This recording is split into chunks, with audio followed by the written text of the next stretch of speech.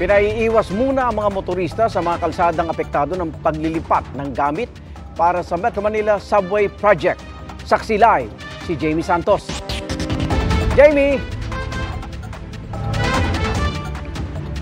Igan, maaring makaranas ng mabigat na daloy ng trapiko ang ilang kalsada sa Metro Manila dahil yan sa paglilipat ng tunnel boring machine na gagamitin sa Metro Manila Subway Project.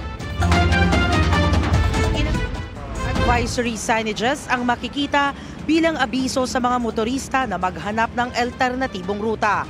Maaring makaranas daw ng mabigat na trapiko ang ilang kalsada sa Metro Manila.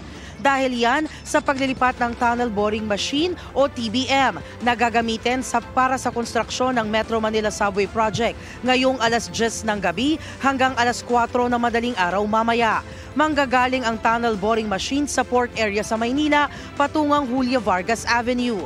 Gagamitin ang naturang tunnel boring machine sa pagtatayo ng lagusan na magkokonekta sa Ortigas Avenue Station, Show Boulevard Station at Kalayaan Avenue Station ng Metro Manila Subway Project.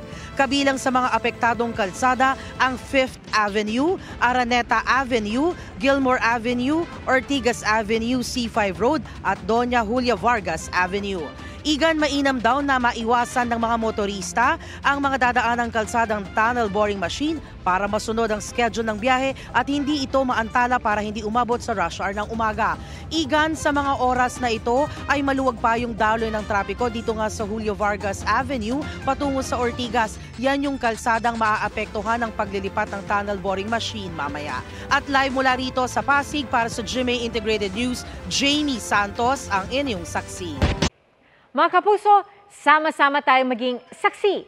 Mag-subscribe sa GMA Integrated News sa YouTube at para sa mga kapuso abroad, samahan niyo kami sa GMA Pinoy TV at sa www.gmanews.tv.